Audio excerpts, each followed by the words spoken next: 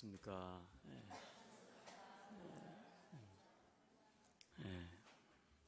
한 청년이 미용실에 들어서면서 주인 미용사께 물어봤습니다. 아줌마 파마 됩니까? 그랬더니 앉으세요. 그래서 이제 파마를 했대요.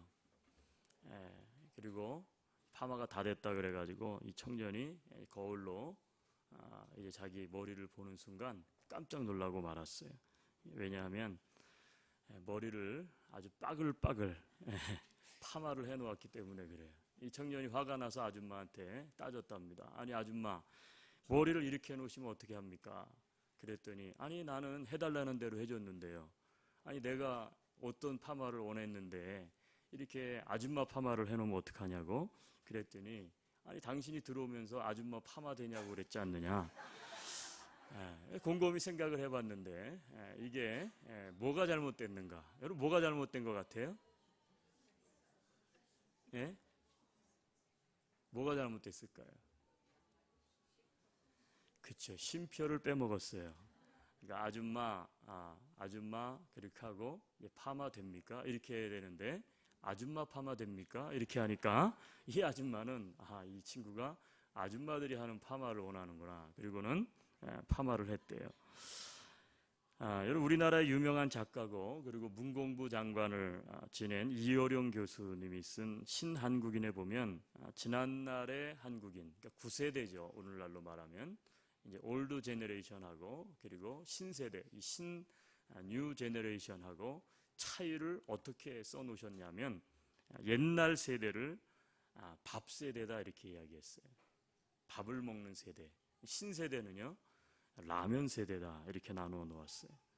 이 두 세대의 차이점이 과연 뭐냐?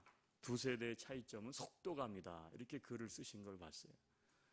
여러분 옛날 우리 어머니들은 그리고 아내들은 밥을 짓기 위해서 쌀을 씻죠. 그리고 또 이제 밥하는데 걸리는 시간이 제법 걸립니다. 그리고 어떻게 돼요? 밥이 금방 되는 게 아니라 다 되고 나도 뜸이 들기를 기다렸어요. 느긋하게 기다려야 밥이 나오는 거죠. 그래서 그랬는지 또 남편이나 혹은 자녀들이 늦게 오면 그 밥을 퍼가지고 어떻게 해요? 늦게 들어오는 남편과 자녀들을 위해서 밥을 갖다가 아랫목에다 갖다가 이제 묻어두고, 저도 어렸을 때 보면 그 밥이 묻어둔 밥이 너무너무 따끈따끈하잖아요. 그래서 그걸로 이렇게 난로 삼아서 막 손도 녹이고 그랬던 기억이 있어요. 여러분 이런 모습 속에서 한국인의 어머니 혹은 한국인의 아내들은 어떤 이미지를 갖게 되느냐면 따뜻하다. 그리고 기다린다. 기다릴 줄 안다. 인내할 줄 안다라고 하는 그런 느낌을 우리가 받을 수 있었어요. 그런데 요즘 세대는 라면을 끓여 먹죠. 라면을 끓이는데 몇 분이나 걸립니까? 몇 분 걸리지 않아요. 굉장히 시간이 짧습니다. 그런데 그 라면도요 요즘은 너무 길어. 그래서 나오는 게 뭐예요?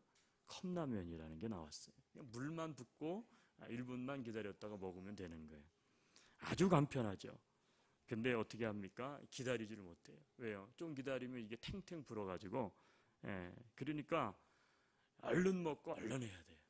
기다릴 줄 아는 문화가 아니라는 거예요. 이런 문화를 가리켜서 우리가 잘 알고 있는 이제 패스트푸드라고 이렇게 이야기하는데, 이 패스트푸드 산업이 급속도로 발전을 하면서 먹는 습관도 바뀐 것이 큰 차이지만 실제적으로 더 크게 바뀐 게 뭐냐면 그것은 바로 조급함의 문화가 생기기 시작했다는 거예요. 빨리빨리 해야 되는 거예요. 빨리빨리 뭐가 나와야 되고요. 빨리빨리 먹어야 돼요. 여러분 요즘 교통신호가 바뀌죠. 여기도 예전에는 그러지 않았는데 최근 들어서 몇 년 사이에 나타나는 증상이 뭐예요? 교통신호가 바뀔 때 조금만 주춤거리면요 뒤에서 빵빵거리고 난리가 납니다. 옛날에는 진짜 이상할 정도로 웃겼어요. 제가 여기 처음에 왔을 때. 왜냐하면 가다가 차가 서 있어. 그러면 그냥 서 있어요. 뒤에서. 신호가 바뀌어도 안 가도 그냥 서 있어. 그리고 조금만 늦게 가도 어떻게 돼요? 그냥 뒤따라가요. 그런데 요즘은 어떻게 됩니까? 큰일 나죠. 큰일 나요. 사고를 당하기 쉬워요. 금방 새치기 하고 빵빵거리고 막 손가락 가운데 거 올리고 가고 막 그래요. 뭐 한국에 보니까 살인 사건이 났는데 그냥 남 모르는 사람인데 길거리에서 사람을 죽였어요. 때려가지고. 그래가지고 왜 죽였나? 이 사람이 당신에게 뭔가 잘못했습니까? 아니에요. 짜증나게 했다는 거예요. 짜증나게 해가지고 그냥 지나가는 사람을 짜증나니까 두들겨 패서 죽여버리고 말았어요. 여러분, 인생의 운명을 결정짓는 이혼율이 지금 굉장히 높죠. 이 문제들이 왜 이렇게 많아질까? 어떻게 보면 너무 간단하게 결정을 하는 게 많은 것 같아요. 그렇죠? 너무 쉽게 만나고 너무 쉽게 이혼하고. 이게 다 왜 그렇습니까? 기다림, 인내할 줄 모르는. 그래서 어떻게 보면 기다림, 휴식이 가져다주는 중요성이 있는데 여러분 이런 것들을 점점 잃어가는 것 같아요. 기다릴 줄 몰라요. 가만히 앉아서 휴식을 할 줄 몰라요. 왜요? 이거는 시간 낭비다라고 하는 조급함이 가져온 어떻게 보면 부작용 때문에 기다릴 줄 모르는 거예요. 예배 시간도요. 지금 그래도 우리 한국교회는 괜찮아요. 예배 시간이 제법 길어요. 이 서양은요. 설교의 룰이 있어요. 설교 룰. 제가 이제 밴쿠버 세미나리에서 설교학 우리 스티븐 페리스라고 유명한 교수님 밑에서 설교학을 3과목을 이제 들었는데 이제 설교를 직접 하고 이제 평가를 해주고 하는 이제 실습 시간이 딱 됐는데 설교를 작성하라 그래요. 작성했어요. 저는 보통 설교가 30분에서 40분이거든요. 길면 45분. 아니에요? 짧으면 30분. 그래서 30분짜리를 준비했더니 깜짝 놀라는 거예요. 그렇게 하면 안 된대, 요즘 사람들.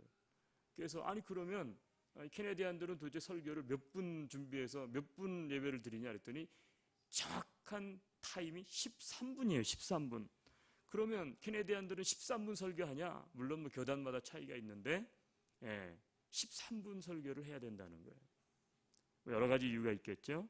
그런데 우리는 어떻습니까? 예배 시간에도요. 조금만 시간이 지나면 어떻게 해요? 조급하기 시작한 거예요. 그래서 이제 생각들이 예배에 집중하지 못하고 딴 데 지금 가 있는 거예요. 여러분 오늘은 특별히 이제 제가 제목을 그리스도인과 휴가 혹은 그리스도인과 쉼이라고 하는 제목으로 좀 은혜를 좀 나누기 원합니다.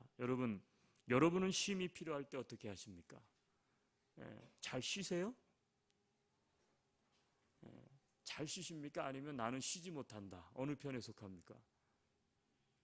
너무 잘 쉰다. 이런 분 없나요? 난 너무 잘 쉬어. 리타이어 하신 분 말고요. 여러분 지금 휴가철입니다. 여러분 휴가는 꼭 가야 하는 것일까요? 예? 여러분이 잘 대답을 하셔야 돼요. 제가 내일부터 휴가예요. 여러분 휴가는 꼭 가야 하는 것입니까? 그렇다면 여러분 그리스도인의 휴가와 일반 사람들의 휴가는 어떤 차이가 있을까요? 여러분 성경에서는 휴가에 대한 이야기가 나올까요? 안 나올까요? 성경에서 쉼에 대해서 나올까요? 안 나올까요? 뭐 나오니까 설교하겠지 이렇게 생각하시면 안 돼요. 여러분 천지창조하시고 우리가 알고 있는 것처럼 안식, 창세기부터 시작이 되는 거예요. 그렇죠? 성경에 보면 이제 휴년이라는 게 나오죠. 즉 신년이라고 우리는 그렇게 하죠. 주빌리. 그렇죠? 그리고 안식년이라는 게 나와요. 6년 경작하고 7년째 쉬게 한다. 성경에 보면 쉼에 대한 이야기들이 한두 군데 나오는 게 아니에요. 그 가운데 오늘 우리가 보게 될 이 말씀은 굉장히 중요하다고 저는 생각해요. 그리스도인들은 어떻게 휴가를 보내야 될까? 오늘 성경의 본문의 내용은 이렇습니다. 예수님이 제자들을 부르셨습니다. 그리고 훈련시키셨습니다. 그리고 명령하셨어요. 자, 너희가 이제 나에게 와서 배웠다. 그러니까 이제 둘씩 짝을 져라. 12명의 제자니까 2명씩 짝을 지어서 6팀을 만들어가지고 자, 이제부터 온 땅을 다니면서 너희들이 온 땅을 다니면서 천국이 가까웠으니 회개하라고 촉구하라. 그리고 귀신을 내어 쫓고 병든 자들을 너희들이 고쳐줘라. 자, 이 명령을 받은 제자들이 나가서 열심히 오늘 성경에 보니까 이제 30절 바로 전에 29절까지 쭉 나온 내용 보니까 두루두루 다니면서 열심히 사역을 한 거예요. 열심히 사역을 하고는 어떻게 됐습니까? 이제 사역을 마치고 예수님께 돌아왔어요. 자, 돌아온 후에 30절 오늘 성경 본문은 이렇게 시작돼요. 사도들이 예수께 모여 자기들이 행한 것과 가르친 것을 낱낱이 고하니 그랬어요. 예수님, 우리가 이렇게 둘씩 짝을 지어가지고 전도하러 나갔는데 우리가 병든 자도 만나서 기도했더니 일어서고, 그렇죠? 그리고 하나님의 말씀을 전했더니 사람들이 예수님께 돌아오고 하나님을 믿고 막 놀라운 일들이 일어났습니다. 고했다는 거예요. 근데 그 다음에 예수님께서 어떻게 말씀하십니까? 31절에 보니까 예수님께서 그래? 자, 너희들 참 수고 많았다. 그래야 어떻게 돼요? 수고하고 돌아온 지쳐있는 제자들을 격려하면서 좀 쉬어라, 이제 쉼의 시간을 가지라고 그렇게 하셨어요. 여러분, 그렇게 하신 이유가 31절을 계속해서 보면 이렇게 이야기해요. 자, 이제 좀 너희들이 쉬어야 돼. 쉬어요. 좀 휴식 시간을 좀 가져. 그런데 그렇게 하신 이유가 뭐예요? 31절에 보면 오고 가는 사람이 많아서 음식 먹을 겨를이 있다고요? 없다고요? 없어요. 잠깐 쉬어라. 왜냐하면 오고 가는 사람이 너무 많아서 음식 먹을 겨를도 없다.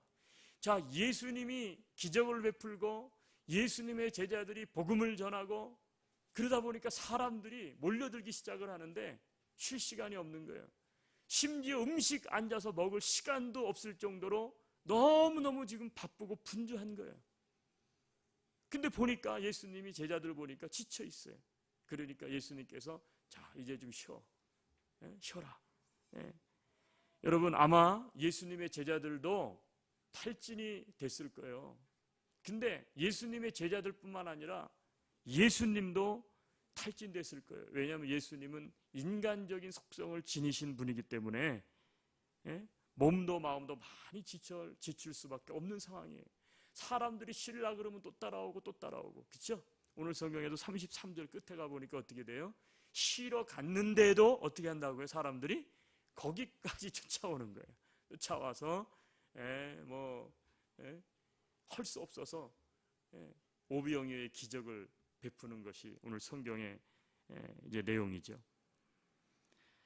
여러분, 그렇습니다. 우리가 열심히 사역하고 하나님의 사역자들도 마찬가지예요.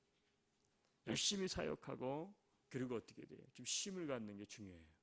여러분, 성도들의 삶도 저는 마찬가지라고 생각하는데 열심히 땀 흘리면서 삶을 살다 보면 어떻게 돼요? 땀의 대가들이 열매로 주렁주렁 맺히게 돼요. 열심히 하니까, 그렇죠? 돈도 벌리고 사람도 없고 좋은 결과도가 계속 이렇게 하는 거예요. 맺히게 되는 거예요. 그런데 그것만 있는 게 아니에요.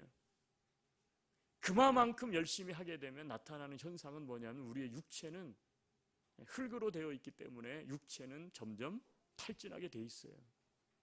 탈진하게 돼 있어요. 그럴 때는요, 쉼이 필요한 거예요. 예수님은 열심히 일한 제자들에게 따로 한적한 곳에 가서 잠깐 쉬라 이렇게 얘기했어요. 여러분, 제가 이제 이민 하면서 이제 만났는데 성도분들 만나고 이분들 저분들 만나보니까 이게 이민 생활하시는 분들이 이게 선진국이기 때문에 더 잘 쉬셔야 되는데 대부분 잘 쉬세요. 한국보다. 한국은 뭐 매일 삶이 늦게 퇴근하고 하니까 많이 탈진되잖아요. 그런데도 이 선진국에 살면서도 잘 쉬지 못하는 분들이 있어요. 대체적으로. 물론 회사나 이런 데 입사해갖고 들어가서 얼마 되지 않아서 휴가를 길게 찾지 못하고 이런 경우도 있지만 자영업을 하시는 분들이 대체적으로 쉬질 못하시더라고. 쉬질 못하세요. 왜요? 뭐 일이 있으니까 쉬질 못하시는 거예요. 그런데요, 여러분 쉬셔야 합니다. 왜 못 쉬어요? 대체적으로 쉬지 못하는 이유가 사람을 구하기도 어렵고 그런 사정이 있는 것도 사실이에요. 그러나 여러분, 그럴수록 쉬셔야 돼요. 조금씩 쉬셔야 돼요. 돈 버는 것도 중요하지만 쉬셔야 돼요. 어떤 분들은 그래요. 목사님 막 지금 이런 설교를 들으면서 그런 생각하시는 분이 있을지 모르겠어요. 누구는 뭐 쉬고 싶지 않아서 못 쉬나, 안 쉬나? 못 쉬는 거지. 그런 분들이 있어요. 근데 제가 말씀드리면요, 사람을 좀 돈 주고 쓰시면 쉬실 수 있어요. 조금 손해 보더라도. 근데 왜 못 쉬어요? 손해가 나니까 못 쉬는 거예요. 어쨌거나 물질과 관련이 있어야 좀 쉬셔야 돼요. 더 중요한 게 뭐냐면 오래 멀리 뛰려면 좀 돈이 적게 벌려도 조금 맡기고 어떻게 되면 쉬셔야 된다는 거예요. 이게 성경에서 말하는 소위 말하면 쉼이에요. 안식에 대한 개념이에요. 쉬라는 거예요. 여러분, 하나님을 잘 믿는 것 가운데 하나도 뭐냐면 좀 쉬셔야 합니다. 아멘. 이런 분들 계세요. 내가 없으면 안 돼. 이런 분들이 꼭 교회에 보면 열심히 일을 하시는데 그 사람 때문에 교회가 안 돼요. 제가 분명히 말씀드립니다. 저희 교회가 그렇다는 거 아니에요. 오해하지 마세요. 왜요? 나 없으면 안 돼. 나 없으면 안 돼. 여러분, 나 없어도 돼요. 아멘. 그게 믿음이 없어서 그러는 거예요. 그건 교만이에요. 좀 없어 봐야 또 어떻게 돼요? 다른 사람이 또 열심히 하게 되고 기회가 되는 것이고요. 뭐 그렇게 되는 거예요. 성도들이 좀 나 없어도 좀 불편해. 내가 하던 일을 다른 사람이 하면 좀 부족하니까 그래도 그렇게 해야 돼요. 여러분, 믿음으로. 믿으십니까? 일터도 마찬가지예요. 그래서 어떻게 됐느냐? 제자들에게 안 되겠다. 좀 쉬라는 거예요. 그런데 이 말씀 속에 우리 그리스도인들이 가져야 되는 소위 말하면 휴가, 다른 말로 말하면 휴식의 몇 가지 원리들이 있다는 거예요. 자, 여러분 성경을 다시 한번 여세요. 예수님이 제자들에게 쉬라고 하셨는데 어떻게 쉬라고 말씀하셨죠? 자, 30절에 한번 띄워줘 보세요. 스크린에. 자, 이에 배를 30절. 자, 사도들이 예수께 모여 자기들이 행한 것과 가르친 것을 낱낱이 고하니 그 다음에요. 31절. 자, 같이 한번 읽어보세요. 이르시되 그 다음에요. 너희는 따로 한적한 곳에 가서 잠깐 쉬어라 하시니 그 이유는 오고 가는 사람이 많아 음식 먹을 겨울도 없기 때문입니다. 자, 여기서 보면 예수님께서 너희는 어떻게 하라고요? 따로, 그 다음에요. 한적한 곳에 가서 잠깐 쉬어라. 여러분, 여기 휴식의 원리들이 있어요. 이 말씀을 그대로 본다면 첫 번째 원리는 뭐냐면 따로라는 거예요. 따로. 여러분, 따로라는 것은 어떤 의미가 있습니까? 분리되어라고 하는 공간적 개념이 있는 거예요. 여러분, 휴가는 뭐냐 하면 일상적인 내가 늘 일상적으로 생활하는 그 공간이 아니고 새로운 공간을 찾아서 갈 때 그게 휴가가 돼요. 휴식이 되는 거예요. 그냥 나는 그동안 너무너무 바빴어. 휴가. 우리 그런 말 있죠. 방콕. 방에 콕 들어박혀서 그래 어떻게 돼요? 그냥 집에서 땡글땡글 구르면서 TV 아침부터 저녁 때까지 드라마 보고 또 보고 그냥 1편부터 모아놨던 거, 나 그동안 시간 없어서 못 본 거 1편부터 21편까지 그냥 다 봐야지. 여러분, 처음에는 좋죠? 몸을 안 움직이니까 좋아. 근데 여러분, 끝나고 나서 어떻게 될까요? 휴가예요? 좀 안식이 돼요? 안 돼요. 그건 안식이 될 수 없는 거예요. 그래서 제자들에게 뭐라냐면, 야, 너희들이 지금 여기 있다가는 안 되겠다. 따로 좀 떠나라. 떠나라는 거예요.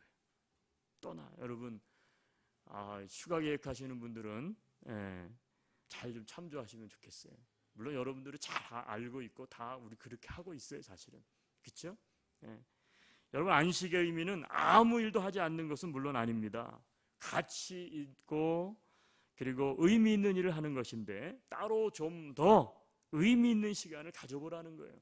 그동안 내가 일상에 쫓기면서 좀 더 의미 있는 일을 가져보지 못했다 그러면 단순히 그냥 떠나는 게 아니라 이 떠나라고 하는, 따로라고 하는 의미 안에는 평상시 내가 해보지 않았던 것, 혹은 내가 좀 해보고 싶었던 것, 그런 것을 어떻게 하냐면 따로 일상과 구분해서 그것을 해볼 때에 어떻게 되느냐, 그게 안식이 될 수 있다는 거예요.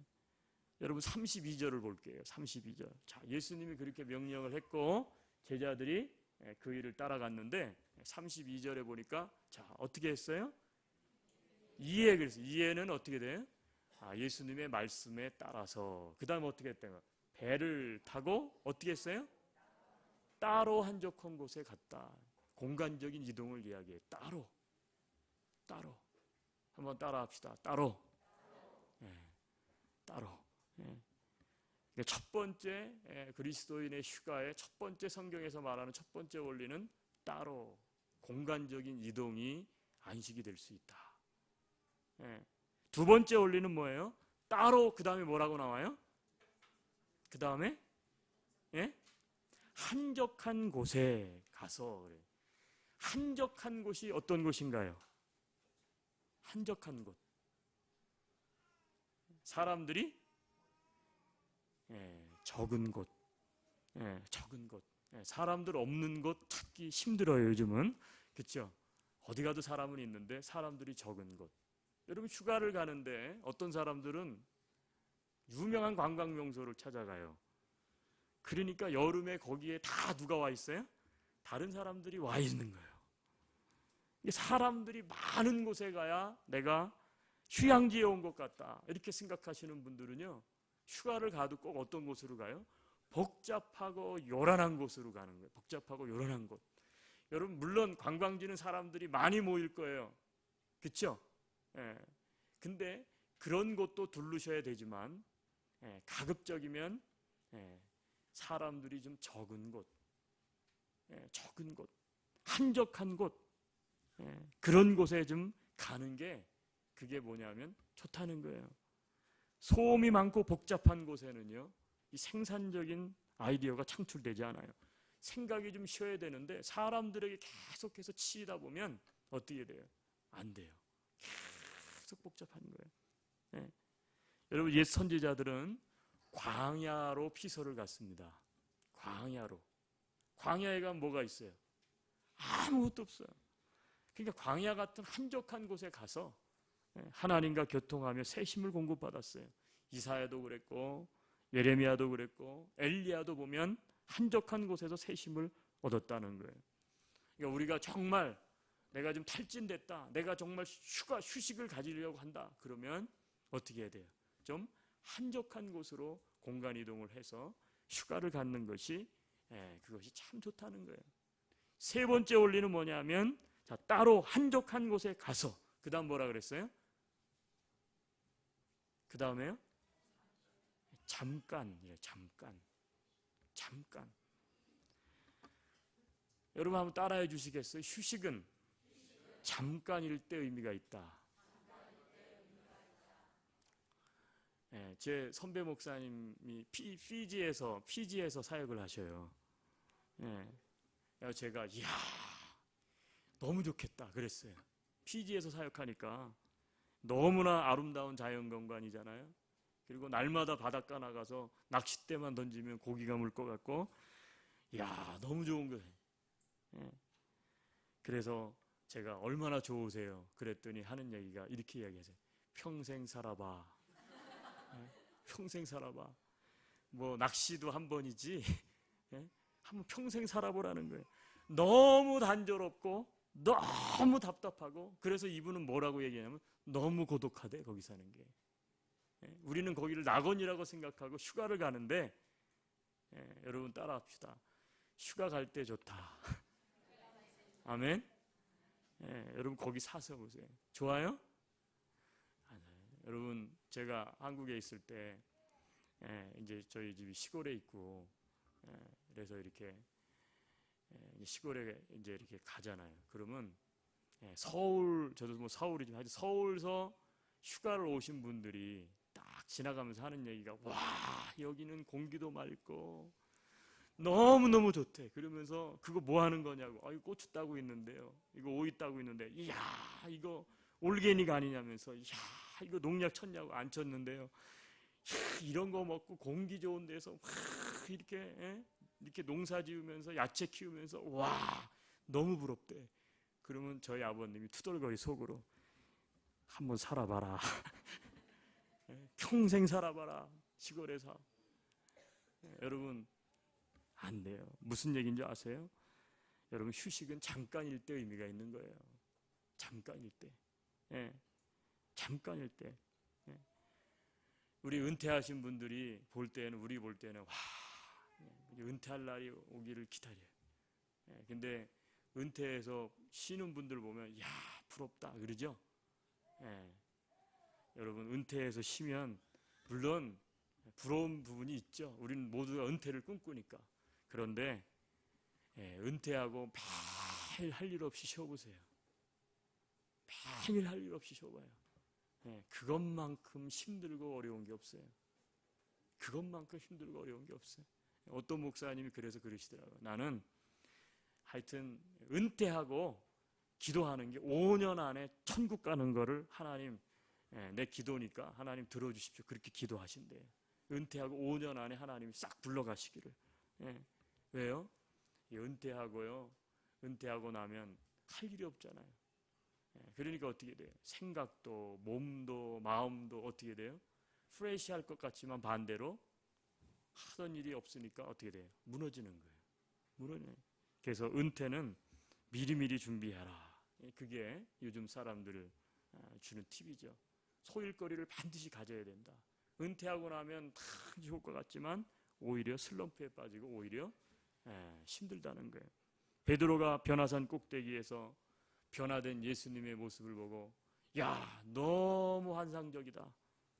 주여, 여기가 좋사오니 이곳에 초막셋을 짓고 하나는 주를 위해, 하나는 모세를 위해, 하나는 엘리야를 위해서 이 꼭대기에서 우리 그냥 삽시다. 왜 저 고통이 있는 저 세상에 내려가야 됩니까? 그런데 주님께서는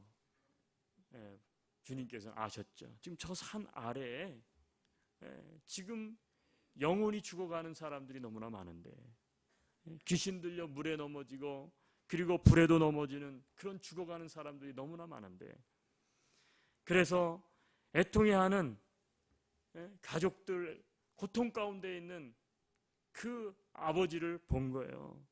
그러면서 하는 얘기가 아니다. 내려가야 된다.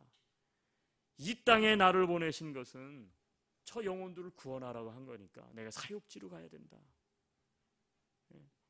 여러분, 잠깐일 때 휴식은 의미가 있어요. 우리의 일터 하나님이 주신 것인 줄로 믿습니다. 그 일터로 다시 올 때 우리가 힘이 생기는 거지. 이거 안 하면 뭐 나 힘없, 그냥 평생 좋을 것 같아. 절대 그렇지 않아요. 그래서 저도 목회를 하다가 가끔 이렇게 쉬다 보면요, 이제 이렇게 무슨 생각이 들어요? 이게 생각이 좀 떠나야 되는데 자꾸 근심되고 염려되고 그러면서 어떻게 돼요? 아이고야, 휴가 빨리 끝났으면 좋겠다. 그리고 와가지고 교회에 딱 오면 어떻게 돼요? 어휴, 어휴, 좋다. 좋은 거예요. 여러분, 마지막 4번째 원리예요. 마지막 4번째 원리는 뭐라 그랬어요? 따로 한적한 곳에 가서 잠깐, 그리고 어떻게 돼요? 쉬어라, 쉬어라는 거예요. 여러분, 이 헬라어로 쉬다라는 단어는 아나파우라는 단어인데 이 뜻은 뭐냐면 원기를 새롭게 돋우다라는 뜻이에요. 원기를 새롭게 한다. 새로워지지 않으면 쉬는 게 아니라는 거예요. 육체도 새로워지고 생각도 새로워지고 우리의 영혼도 새로워질 때 그게 진짜 쉬는 거예요. 창조의 새 힘을 얻지 못하면 참 쉼이 아니에요. 어떤 분들은 그래요. 휴가를 다녀와가지고 와, 휴가 가서 오히려 얼마나 많은 일들을 하셨는지, 몸과 마음이 오히려 어떻게 휴가 가서 지쳐갖고 왔어요. 그래가지고 진짜 휴가는 언제 필요해요? 휴가 갔다 온 다음 날 필요한 거예요. 그래서 휴가 갔다 온 다음 날부터 후유증에 시달리는 거예요. 여러분, 참된 쉼을 가진 게 아니에요. 안타까운 사람들입니다. 쉰다는 것은 아무것도 안 하고 가만히 있는 게 쉬는 거는 아니라는 거예요.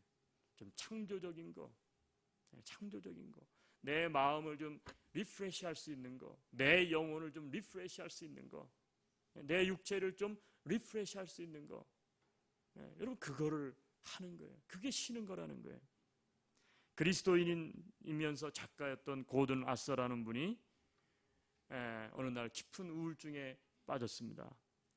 우울증에 빠지니까 무기력증, 무력함이 몰려들기 시작을 하는 거예요. 그래서 자기가 이제 글을 써야 되는데 아무 생각도 나지 않고 새로운 아이디어도 떠오르질 않으면서 이게 장기화되기 시작하는 거예요. 그러니까 어떻게 돼요? 글을 써야 되는 사람이 글을 쓰지를 못하니까, 창작이 안 되니까 어떻게 됩니까? 이거는 이제 자기 인생 끝난 거예요. 그렇죠? 끝난 거예요. 사망 선고나 다름없죠. 그래가지고 너무 이 우울증이 깊어오고 무기력증이 심하다 보니까 내가 살아서 뭐하나 자살을 결심을 해요. 그러다가 자기 친구 중에 의사이면서 상담자인 친구가 있는 거를 떠올렸어요. 그래가지고 내가 이 친구에게 가서 진짜 내가 한번 사정을 털어놔봐야 되겠다. 그러면서 가서 그 의사 친구에게 이야기하는 거예요. 내가 솔직히 이야기하는데 나는 글을 써서 명성도 얻었고 그리고 어느 정도 이제 유명한 사람이 됐는데 큰일 났네. 글을 계속해서 써내야 되는데 아무런 생각도 떠오르지 않고 육체도 탈진되고 내 마음도 탈진되고 생각도 탈진되고 나는 그리스도인인데 내 영혼도 지금 탈진했는데 어느 정도냐? 난 더 이상 살고 싶지 않네. 이거 중증이에요. 네, 중증이에요. 여러분 우울증은 굉장히 무서운 겁니다. 그래서 이 이야기를 잘 이제 이 고민하는 고든의 이야기를 듣고 있던 이 의사 친구가 물었습니다. 그러면 자네가 어렸을 때 가장 하고 싶어 했고 그리고 좋아했던 일이 뭐였나? 그랬더니 내가 어렸을 때 좋아했던 거는 해변에 나가서 가만히 앉아서 이 파도 소리 듣는 거. 그러면 그 파도 소리를 듣고 있으면 그렇게 기분이 좋고 또 그 수평선을 바라보고 있으면 마음이 확 트이는 것 같았다고. 그러면 내가 한번 시키는 대로 한번 해보지 않겠나? 그래서 이 의사 친구가 이제 처방전을 줬는데 4가지 처방전을 그에게 종이에 써서 줬어요. 그러면서 3시간마다 이거를 꼭 하나씩 순서대로 펴보게 해. 그래서 별다른 대안도 없었던 이 친구가 이제 이 처방전을 들고 어린 시절 자주 놀러 갔던 해변으로 갔어요. 그리고 친구의 말대로 아침 9시에 탁 이제 해변에 앉아가지고 첫 번째 처방전을 딱 펴봤어요. 그랬더니 거기엔 이렇게 써 있어요. 자네가 좋아하는 파도 소리, 갈모기의 소리를 잘 들어보게나.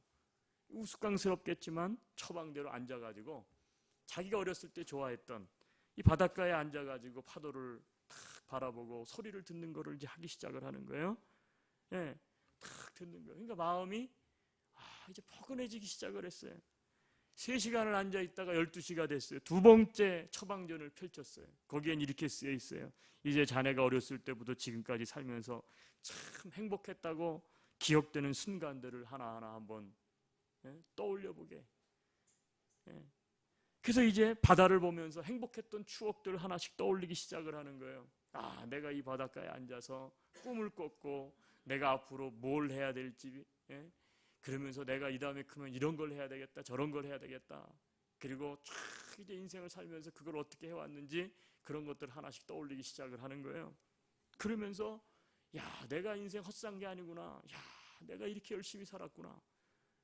그러면서 마음이 기쁨이 오기 시작을 하는 거예요. 시간이 더 지나서 오후 3시가 되었습니다. 3번째 처방전을 펴보았습니다. 거기엔 이렇게 써 있었습니다.